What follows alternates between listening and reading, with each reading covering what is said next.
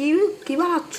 এগুলো হচ্ছে টাকি মাছ। তোমার বাবা আজকে টাকি মাছ নিয়ে আসছে, তো অনেক দিন পরে মন চাইলো টাকি মাছের ভর্তা খেতে। তোমার এবার শীতে তো টাকি মাছের ভর্তা খাওয়া হলো না।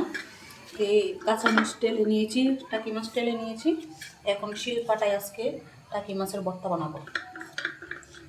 শিলপাটায় টাকি মাছের ভর্তা খেতে কিন্তু দারুণ লাগে। কাঁচা মরিচ, ধনিয়া পাতা, এই দেখো ধনিয়া পাতা, তারপরে কাঁচা পেঁয়াজ, এগুলা দিয়ে আজকে একটা টাকি মাছের ভর্তা বানাবো। আর ভর্তাটা কিন্তু খেতে দারুণ লাগে। যারা যারা খাওনি তারা একবার হলেও বাসায় কিন্তু খেয়ে দেখবা এই টাকি মাছের ভর্তা। আর আমি সবসময় যে কোনো ভর্তা শিলপাটায় বানাতে পছন্দ করি। হাতে মাখা শিলপাটায় বানিয়ে ভর্তা দিয়ে ভাত খেতে, গরম গরম ভাত খেতে কিন্তু দারুণ লাগে। এই দেখো মাছগুলাকে বেছে দিয়েছি, এখন শিলপাটায় বেটে নিচ্ছি। আর শিলপাটায় ভর্তা বানানো খেতে কিন্তু দারুণ লাগে। আর অনেক দিন পরে বাসায় আজকে মাছের ভর্তা বানালাম।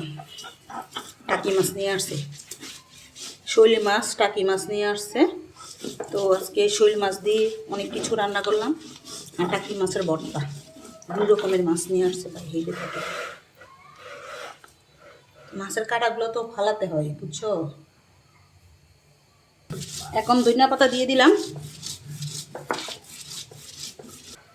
এখন শিলপাটায় পেঁয়াজ দিয়ে দিলাম, দিয়ে দেখেন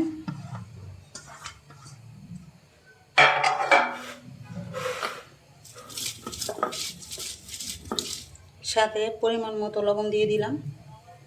লবণ দিয়ে দিলাম, স্বাদ মতো লবণ দিলাম আর কি।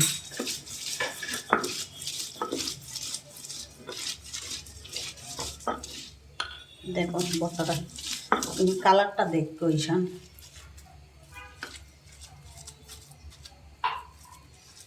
আর হাতে যত ভর্তা মাখাবো তত স্বাদ হবে। এখন সবগুলোকে একসাথে মিশিয়ে নেব।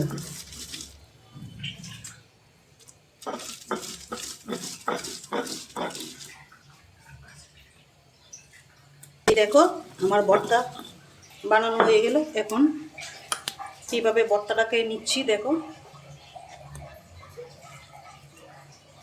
এইভাবে হাতে কাচাতে হবে, তারপরে এইভাবে বাটিতে নিতে হবে, এইভাবে হাতে মেখে নিতে হবে। আর এইভাবে হাতে থেকে তো গোল করে, এই তো দেখো ভর্তা নিলাম। এখন খেয়ে দেখবো কেমন হয়েছে। ঈশান দেখো তো খেয়ে, একটু ভর্তা খেয়ে দেখো।